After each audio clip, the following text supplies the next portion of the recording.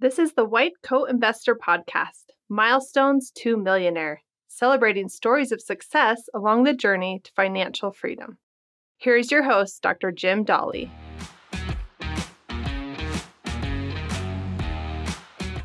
This is Milestones to Millionaire Podcast number 38, A Dentist Getting Back to Broke. This podcast is sponsored by Bob Baiani at drdisabilityquotes.com. He's an independent provider of disability insurance planning solutions to the medical community in every state and a longtime White Coat Investor sponsor. He specializes in working with residents and fellows early in their careers to set up sound financial and insurance strategies. If you need to review your disability insurance coverage or to get this critical insurance in place, contact Bob at drdisabilityquotes.com today by email info@drdisabilityquotes.com or by calling 973-771-9100. Now, this is the Milestones to Millionaire podcast, where we celebrate whatever your milestone is and use it to inspire others who are working toward that same milestone. Now, we've had lots of really impressive guests on this podcast lately, which might make people think that, you know what, I can't relate to that. I am so far away from that this, should I even be listening to this podcast? Well, today we've got a different milestone.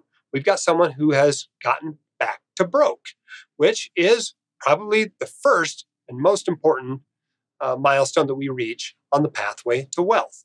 And so we've got a dentist on today who's been working toward this milestone now for several years. And let's get him on the show and listen to what he has to teach us. All right, I'm here today with Dave, who is a dentist. So welcome to the White Coat Investor Milestones to Millionaire podcast. Yeah, happy to be here. So tell us about your profession, specialty, and how far you are out of school. Sure. So I'm a 31-year-old general dentist, and I'm just about 5 years out of training. And what's your approximate net worth? So my net worth is a whopping titanic $40,000. It's $40,000. Crucially, a positive number. Not, unlike it was some years ago. Awesome. And what's that divided up into at this point? Sure. So I have about, nice round numbers. We have about $200,000 in investments, pretty much all index funds, 60% US stock, 20% international, 10% REITs, 10% bonds. Half of those are tips. And we have a big amount in cash right now, about $160,000 in cash. And the reason is because we're getting ready to pay off my federal student loans, which are sort of in that federal loan freeze right now. I was going to say also, my wife has about $160,000 in debt as well, but she's in PSLF. So we're kind of just making those payments for her. Okay, so you guys relatively recently just got back to broke, which that's the big thing. Is quite an accomplishment. What was your negative? How negative was your net worth when you came out of school? Man, I might set a record here. So we were negative $510,000 when I came out of training in 2016. Awesome. So in 5 years, you have increased your net worth by over $500,000. Yeah, absolutely correct. When you put it like that, it sounds more impressive than it sounded in my head. Well, it is impressive. It is impressive, right? Because there are a lot of dentists out there that, they come out, they buy a big fat house, maybe they buy a practice with $500,000 or $1 million loan. They still have $500,000 in student loans. And 5 years later, they just still have a whole bunch of debt and no assets. And you guys are starting to build assets. You're already back to broke.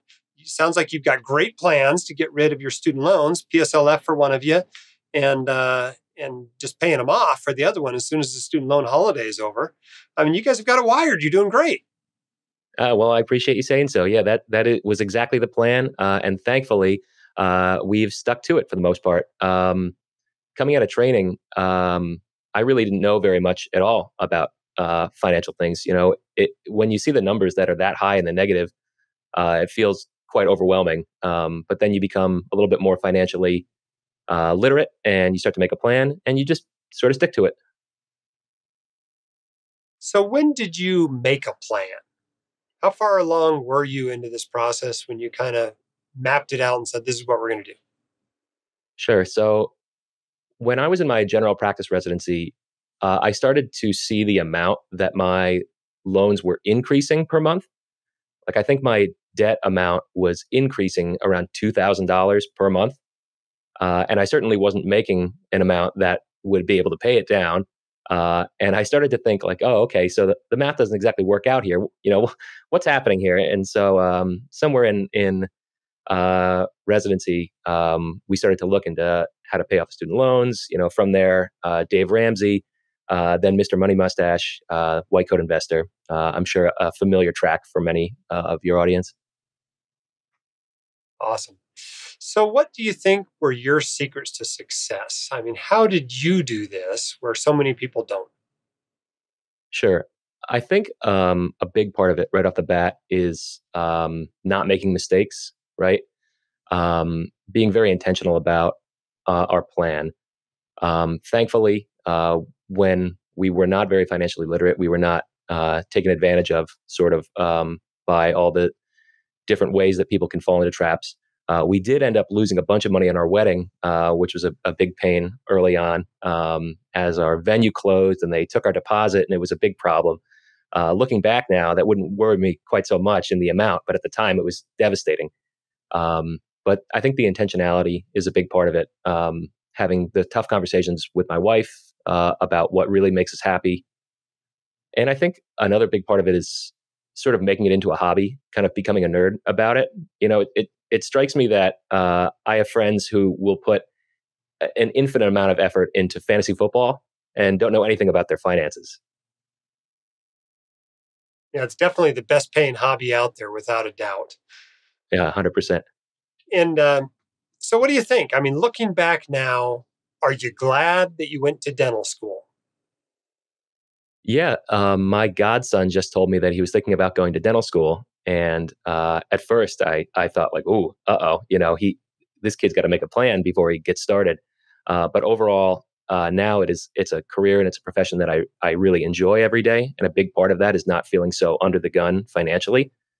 And I really enjoy my work quite a bit, but no one wants to feel like they're hamstrung into going to work every day. Yeah, for sure. So let's take somebody that's a few years behind you. Let's say they're 5 or 6 or 7 years behind you. They're a dental resident, they're a senior dental student, and they want to get to where you're at. They want to be, pretty much almost done with their loans, back to broke within a few years of coming out of their training. What advice do you have for them? A big piece of advice I would say is to make a plan early. And as everyone knows who listens to your show, if you can't make a plan on your own, you've got some services that will help you do it. And to recognize the things that are sort of in your control and the things that aren't in your control, right? So the things that are out of your control, the sort of privileges that you have or don't based on the sort of life you were born into. But the things that you do control are being able to have those conversations with your spouse, or to choose hobbies that aren't quite so expensive, or to not make colossal financial mistakes, and to think maybe quite deeply about the things that make you happy to spend money on rather than the sort of autopilot that people get onto. Any kids in your family yet? No kids yet, but my wife is just sort of starting to send me, baby memes here and there. So I'm picking up the hint. Do you have any plans to teach your kids about money? Oh yeah, I mean, I think I'm going to have to. I don't want to trash my own parents or my wife's parents too badly, because we love them very much, but they didn't teach us anything about money. And in fact, if I had followed their example, we would have been in a pretty poor position. So literally and metaphorically. So I would like to get our future kids off the ground correctly, avoid credit card debt, that sort of thing. So where do you go from here? What are your next goals, and how do you anticipate moving toward them? Gosh, well, in February, I suppose it's going to feel really good to press that button and pay off my student loans once and for all.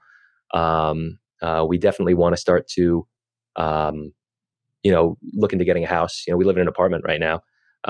And that's something that has surprised a lot of my friends. They're like, aren't you a doctor? What's going on here?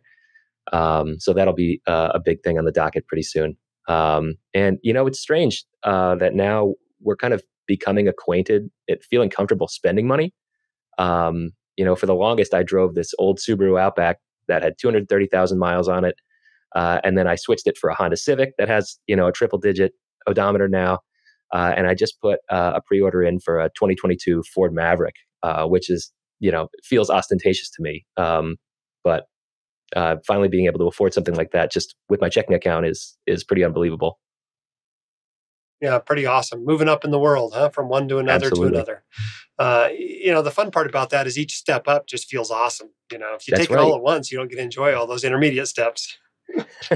Awesome. Well, congratulations on your success. You're doing great. We're proud of you here at White Coat Investor. And we thank you for coming on and sharing your story to inspire others who are following in your footsteps. Thanks so much, man. All right. So that was a great episode. In the last few weeks, we've had these people with all kinds of money, 3 million, 5 million, 7 million, whatever, in crazy time periods, like a year out of residency sometimes. It's good to remember what the typical white coat investor is like, which is a few years of struggling to pay off student loans, building wealth slowly, getting into a practice, getting into a home, building that portfolio. This is far more common for the typical white coat investor pathway.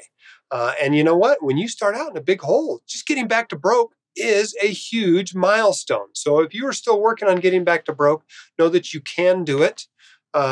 Dave has showed us how you can do it. And it's just making good decisions day after day after day and taking care of business. And you know what? Now he's buying a brand new car with cash. And pretty soon he's going to be surprised how quickly his wealth starts building. They say the first million is the hardest, and that is absolutely true.